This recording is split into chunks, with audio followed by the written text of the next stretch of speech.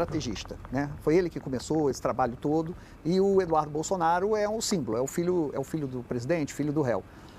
O que o Paulo Figueiredo mira é no não reconhecimento da eleição de 2026. Essa que é a grande cartada e a partir daí é que pode vir embargo, pode vir tudo. Essa é a estratégia dele. Eu perguntei a Paulo Figueiredo, vocês trabalham para o não reconhecimento da eleição de 26? Resposta dele, eu não reconheço a de 22, né?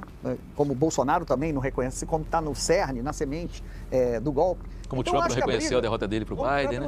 Não reconheceu, e quer botar gente na cadeia, né? Quer botar democrata na cadeia, enfim. Então, acredito que... meus amigos, vamos acompanhar aí a mídia aí.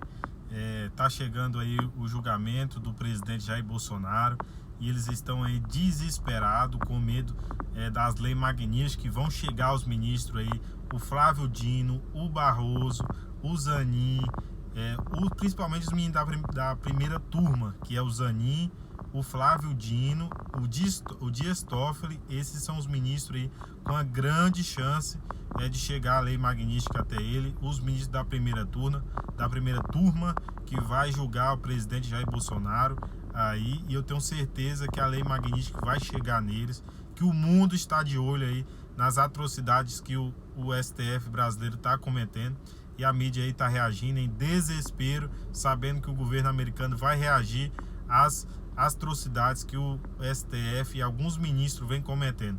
Vamos continuar acompanhando aí a mídia da Globo em desespero com a lei magnífica. Se combinasse, Trigueiro. Olha aqui, ó. A turma mais próxima do ex-presidente Bolsonaro, esses articuladores, interlocutores junto à Casa Branca, estão esperando que Donald Trump dobre a aposta após a condenação, se vier de fato, do Supremo ao ex-presidente Jair Bolsonaro. Eles consideram que o julgamento são favas contadas, seja com uma decisão agora ou uma decisão depois. Se o ministro Fux pedir vista, eles acham que só vai ter um resultado adiado. Mas eles não acham que vai ter alguma mudança em relação a essa condenação provável do ex-presidente. Então, eles estão concentrando esforços nessa expectativa de que Trump dobre a aposta, que venha, mais sanções, aí sim, lei Magnitsky para os demais ministros da primeira turma, e quem está acompanhando e junta papel e junta documentação me diz que não é da noite para o dia, então não é achar que votou o ministro Dino na terça-feira, dia seguinte, Magnitsky, o ministro Fux, dia seguinte, não é assim, mas que após o julgamento, os ministros da primeira turma que votarem pela condenação do ex-presidente Bolsonaro, eles esperam que o sinal verde do Departamento de Estado, da Casa Branca, seja Magnitsky para geral na primeira turma. E aí eles fazem até uma leitura de que isso não atrapalha o que eles consideram uma articulação, um caminho aberto com outros ministros da corte que não estão na primeira turma. O que mostra, aí eu já entrando, isso aqui é o fato na análise, que eles estão preocupados em manter portas abertas de diálogo com integrantes da corte. Aí eles citam o ministro Barroso, eles citam o ministro Fachin, eles citam o ministro Gilmar Mendes, além de os ministros que foram indicados pelo ex-presidente Bolsonaro, que eles dizem acreditar que seriam ali votos favoráveis em eventuais discussões no plenário. Então, o ministro André Mendonça e o ministro Castro. Só para dar aqui alguns exemplos. Então, esse é o primeiro ponto, lei Magnitsky para os demais ministros da primeira turma. E aí, o segundo ponto, que eu considero muito grave, se isso de fato estiver sendo cogitado como eles me dizem que está, que é mais tarifas para o Brasil e até um embargo ao Brasil. Eles me dizem, esses interlocutores de Bolsonaro, que eles, se forem chamados a opinar, que estão defendendo que isso não aconteça. Mas sim a Magnitsky, até por esse motivo que eu acabei de falar. Mas que a decisão é de Trump, que Trump é imprevisível, mas é muito impressionante, porque tudo isso está acontecendo por causa dessa articulação.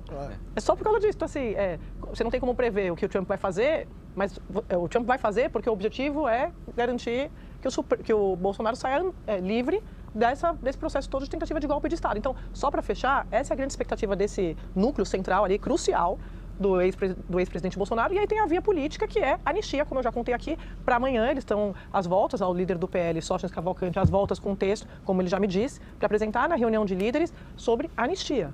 Então, são algumas frentes nas quais eles estão trabalhando. Só para não deixar de tocar nesse tema, André, sobre as duas coisas, a aplicação de mais Magnitsky. Me parece que já existe um consenso internacional, inclusive de gente que participou da autoria dessa legislação dos Estados Unidos, que ela está sendo mal aplicada no Brasil. Ela está sendo aplicada, mas mal aplicada. Não é o caso, o ministro Moraes não se enquadra nos termos dos condenados nessa lei, que já tem pelo histórico todo, de forma alguma. E isso pode render algum respiro internacionalmente, talvez na construção de alternativas, inclusive financeiras e tudo mais. Quer dizer, tem alguma coisa ainda que ainda pode acontecer em relação a evitar os efeitos piores da lei Magnitsky, que mesmo assim ela continua sendo arma. E a outra história do embargo, além de ser um absurdo, articulação internacional com brasileiros torcendo para que haja um embargo contra o Brasil, ou seja, um embargo, um bloqueio econômico total ou dentro dos limites que ele possa acontecer contra tudo quanto é exportação do Brasil, inclusive com a imposição eventual, talvez pela força desse embargo, né?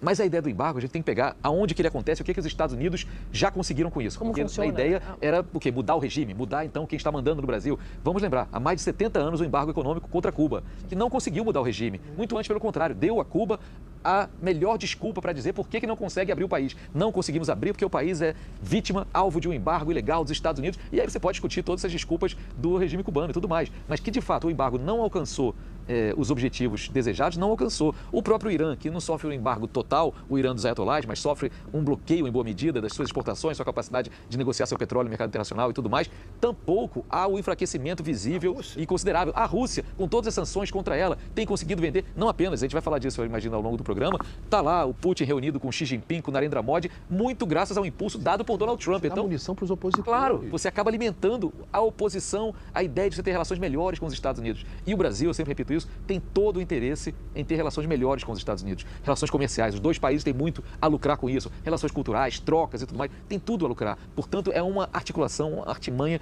que acaba atrapalhando os melhores resultados de uma ampliação das relações entre os dois países. Isso aqui é impressionante. Mas esse é o objetivo. É isso. Não, o objetivo, esse é o efeito colateral, na verdade, porque se você olhar as tarifas, quando nós fomos informados das tarifas, a primeira leitura é óbvia. Como assim? Isso vai implodir as relações. Mas a articulação foi feita. Então, o que eles esperavam? Se Trump é, como todos sabemos, um personagem imprevisível, tudo pode acontecer. Então, achar que não vai ter uma reação de um presidente que já tarifou, que já sancionou, e como a gente falava agora há pouco aqui, Merval e eu, ele está muito preocupado, ele está muito... Não sei se é preocupado, mas ele está muito atento ao que está acontecendo. Para esta semana, tem visita programada de Eduardo Bolsonaro e Paulo Figueiredo, a turma do Trump, Departamento de Estado, Casa Branca, para saber como serão os próximos passos do julgamento. Então, imagine você, que a maior potência do mundo está preocupada com o que está acontecendo no Supremo Tribunal Federal do Brasil. É surpreendente o empenho do Trump, do governo Trump, nessa liberação do Bolsonaro. E a manutenção do mandato de Eduardo Bolsonaro é surpreendente também. Com esse agendamento, esse calendário, estamos nos reunindo para ver os desdobramentos. O Supremo está votando papai. Como é que fica? O que a gente vai fazer? E é deputado. Mas esse é outro departamento, isso é na Câmara. Isso aí, a conversa vai chegar na Câmara. Você está coberto de razão. Coberto de razão, Trigueiro, porque... e ontem, conversando com esses interlocutores... Está limpo. Eles falam para mim assim, eles estão colocando... O Eduardo Bolsonaro está ameaçando o Hugo Mota. É isso que ele está fazendo. Porque o que ele quer é dar motivos para que Trump aplique uma sanção ao Hugo Mota. Isso está muito claro, assim. Eu não sei vocês, mas para mim está muito claro. Por quê? É óbvio que o Hugo Mota não tem como canetar, mudar o regimento da Câmara para permitir que um deputado que tirou uma licença de 120 dias, não a renovou porque não tem como explicar essa licença fora do país, ele continue com a sua licença, porque o presidente da casa decidiu que ele vai fazer ali, vai dar um jeitinho. Não tem como o Hugo Mota fazer isso. Então, a Câmara está agindo como a Câmara sempre age, esperando dar um número de faltas para poder assinar uma medida burocrática. Eles não vão tomar uma decisão política, eles vão tomar uma decisão burocrática. Acabou ali, tem sei lá quantas faltas, não me lembro o número agora, e ele tá sem mandato porque faltou demais. Otávio, foi expulso da escola porque faltou demais. É isso. Sadir, voltando para o cenário externo, né? Interno, eu acho que a gente ainda vai falar disso, que é uma vergonha mesmo ainda ostentar o título de deputado que ajuda a abrir as portas. Mas, de qualquer maneira... Legaliza, né? Um encontro que seria um encontro institucional. Clandestino. É um representante do Congresso Nacional. É um representante do Congresso Nacional. Isso tem um peso maior do que o filho do réu. Mas, enfim, eu acredito que essa dupla, o Paulo Figueiredo e o Flávio Bolsonaro... Eduardo Bolsonaro, não a dupla. O Paulo Figueiredo, para mim, é o grande estrategista, né? Foi ele que começou esse trabalho todo. E o Eduardo Bolsonaro é um símbolo, é o filho do presidente, filho do réu. O que o Paulo Figueiredo mira é no não reconhecimento da eleição de 2026. Essa que é a grande cartada e a partir daí é que pode vir embargo, pode vir tudo. Essa é a estratégia dele. Eu perguntei a Paulo Figueiredo, vocês trabalham para o não reconhecimento da eleição de 26? Resposta dele, eu não reconheço a de 22, né? Como o Bolsonaro também não reconhece, como está no cerne, na semente do golpe. Como então, o Trump não reconheceu a derrota dele para o Biden, né? Não reconheceu e quer botar gente na cadeia, né? Quer botar democrata na cadeia, enfim. Então, acredito que essa briga está só no começo. Acho que ainda temos Eu pergunto assim para as pessoas, para analistas, né, principalmente gente da área econômica, embargo, transformar o Brasil numa Cuba. Eles acreditam que o Brasil seja grande demais para você tomar uma medida dessa. E a dúvida é a mesma dúvida do que dizia minha avó. Minha avó dizia o seguinte, meu avô, na verdade, é doido, mas não rasga dinheiro. E fulano é doido, mas não rasga dinheiro. Sabe, esse Trump é doido, mas se rasga dinheiro. Ou seja, que o Brasil também não quebra os Estados Unidos, mas não é irrelevante, digamos assim, para os Estados Unidos. Você, Valdo? Olha, Andréia, se viesse um embargo, para o país seria péssimo, né, economicamente. Seria um estrago para a nossa economia, né, sem tamanho, porque o embargo sugere que a gente vá poder parar de comercializar com outros países também, a depender do tamanho desse embargo. Seria um baque para o Brasil enorme, mas também seria um desgaste tremendo para o bolsonarismo, né? Porque se Trump toma essa medida extrema em relação ao Brasil, se hoje já há um desgaste para Bolsonaro e seu clã, com um embargo, o desgaste seria muito, mas muito maior, né? Você teria um país em recessão, muito possivelmente, com desemprego em alta, preço em alta, e você colocando tudo isso na conta de Bolsonaro, Eduardo Bolsonaro, Flávio Bolsonaro, PL, de Valdemar Costa Neto. Os planos deles de fazer uma bancada significativa no Senado, eu creio que estaria praticamente naufragando, né? Porque seria muita munição para os adversários do bolsonarismo atacarem os candidatos ligados a Bolsonaro em 2026. Né? Então, acho que seria realmente extremo. Agora, aqui em Brasília, Andréia, dentro do governo, muita gente acha que realmente podem vir novas sanções, mas que não vão alterar o rumo do julgamento. Lá dentro, se o Trump ainda não entendeu que essas ameaças, que as medidas que ele adota não mudam o rumo do processo, então, se ele insistir nisso, o resultado vai continuar sendo o mesmo, não vai alterar. Agora, na diplomacia brasileira, há quem avalie, observando o cenário atual, a não ser que Trump esteja ali dissimulando, mas que hoje ele está muito focado em outras crises, muito preocupado com outras crises e que já estaria deixando o Brasil de lado. Então tem uma ala, que não é majoritária, é minoritária, dentro do governo, que avalia que Trump já pode ter dado por encerrado todo o ciclo de sanções ao Brasil. Isso divide o governo. Quer dizer, mais pessoas acham que vai ter sanção, menos acham que não vai ter. Mas é uma dúvida, né? Você não tem essa certeza. Então o bolsonarismo fica garantindo que novas sanções virão, porque também faz parte do jogo das pressões. Só realmente nesta e na próxima semana para a gente descobrir, Andréia. Meus amigos, acompanhamos aí o desespero da Rede Globo aí, colocando aí a eventual sanção dos Estados Unidos com o Brasil, que o Brasil se tornar uma nova Venezuela, o Brasil se tornar uma nova Cuba. E adivinha quem que eles vão tentar colocar a culpa, quem que eles querem colocar a culpa no Bolsonaro, no Eduardo Bolsonaro. A Globo sempre aí articulando junto com o desgoverno Lula para tentar aí descredibilizar, para tentar colocar a população contra o Bolsonaro, contra o Eduardo Bolsonaro, e sempre colocando a culpa, a irresponsabilidade desse desgoverno Lula, eles sempre colocam aí, tentam pelo menos colocar a culpa no Bolsonaro. Eles estão aí agora colocando aí o desespero dele para os ministros aí que vão agora votar o julgamento aí do golpe, do chamado golpe que eles colocam aí.